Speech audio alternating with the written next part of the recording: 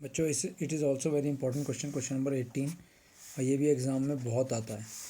यदि small P है क्या, व्हाट इज़ स्मॉल पी, कि मूल बिंदु 0,0 से उस रेखा पर डाले गए, किस रेखा पर डाले गए, लंब की लंबाई है। किस लंब की स्मॉल पी जो है वो लंब की लंबाई है। कहाँ से लंब की लंबाई है, मूल बिंदु से।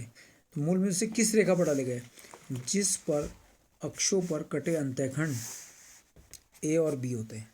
तो अक्षों पर कटे अंतःखंड, जो रेखा अक्षों पर एक्स अक्ष पर ए का अंतःखंड और वाई अक्ष पर बी का अंतःखंड काटती है, तो वो रेखा कैसी होती है, देखो बहुत अच्छे से जानते हो आप,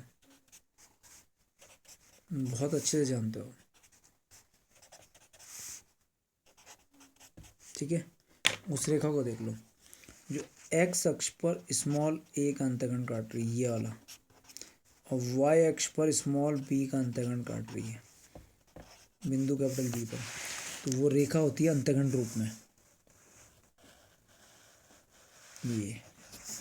ये वो रेखा है जो एक्स अक्ष पर स्मॉल ए का अंतःखंड काट रही है, वाई अक्ष पर स्मॉल बी का, और इस रेखा का समीकरण होता है X upon B plus Y upon B बराबर 1।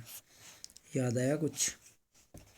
तो इस रेखा पर कहाँ से, मूल बिंदु से लंब डाला गया। इस रेखा पर मूल बिंदु ओ 0,0 से लंब डाला गया, और वो कहाँ पर जाके मिला, बिंदु एम पर। तो ये कितना हो गया, 90 डिग्री, ठीक है। ये बात तो समझ में आ गई होगी।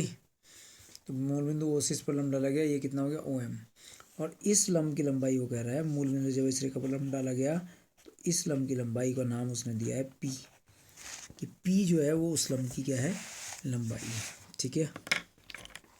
उस रेखा का समीकरण, उस रेखा का समीकरण जो एक्स अक्ष पर स्मॉल ए तथा वाई अक्ष पर स्मॉल बी का अंतःखंड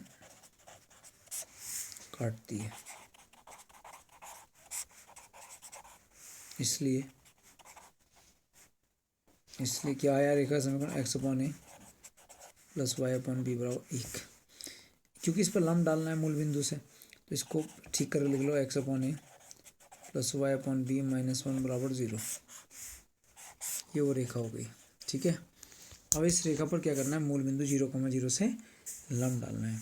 तो स्मॉल पी क्या है, स्मॉल पी बराबर मूल बिंदु 0,0 से रेखा 1 पर डाले गए लंब की लंबाई,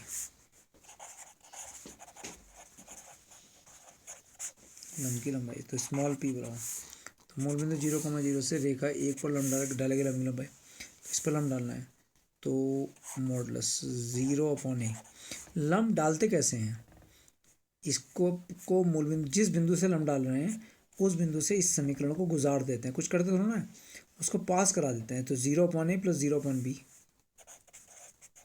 -1/रूट एक्स का गुणांक 1/a, तो 1/a का स्क्वायर, वाई का गुणांक, वाई का कोफिशिएंट 1/b, तो 1/b का स्क्वायर, यही हो गया ना। तो स्मॉल पी बराबर 0 + 0 - 1 अपॉन अंडर रूट के अंदर 1/a का स्क्वायर हो गया 1/a स्क्वायर, 1/b का स्क्वायर हो गया 1/b स्क्वायर, 1 का स्क्वायर 1 ही होता है।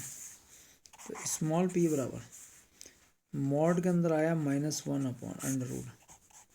बिल्कुल भी सॉल्व करने की जरूरत नहीं है, ऐसे रखो 1/a square plus 1/b square, ठीक है। अब आपको क्या करना है कि मॉडुलस हटा दो, तो p बराबर, जब मैं माइनस का मॉडुलस लूँगा प्लस आएगा, तो 1/√1/a square plus 1/b square, ठीक है। इस under root 1/a square plus 1/b square को तो p के पास ले जाओ और p को इधर ले आओ, क्रॉस मल्टीप्लाई कर दो, ठीक है। तो क्या हो गया, ये तो क्रॉस मल्टीप्लाई होकर उधर चला गया, तो अंडर रूट के अंदर 1/a square plus under root के अंदर 1/b स्क्वायर, और पी को इसकी जगह ले आओ तो 1/p, केवल उत्तर मिलाने के लिए ऐसा कर रहे हैं। तो ये उधर गया और पी यहाँ आया, आ सकता है ना ऐसे, क्योंकि क्रॉस मल्टीप्लाई हो रही है। आप क्या करेंगे, इसका वर्क कर देंगे, स्क्वायरिंग बोथ साइड्स। तो स्क्वायरिंग दोनों पक्षों का वर्क करना है, squaring both sides, squaring both side. इधर का भी वर्क कर दिया और इधर का भी वर्क कर दिया। तो √1/a²। स्क्वायरिंग क्यों कर रहा हूँ मैं, जिससे कि अंडर उठ जाए, बराबर 1/p का स्क्वायर। इसका जब स्क्वायर करता तो रूट हट गया, तो 1/a² प्लस 1/b² बराबर 1 का स्क्वायर 1, p का स्क्वायर p²। तो ये आंसर प्रूव्ड हो गया। मेरे ख्याल से तो आपको समझ में आ जाना चाहिए। ठीक है, कोई दिक्कत तो नहीं है।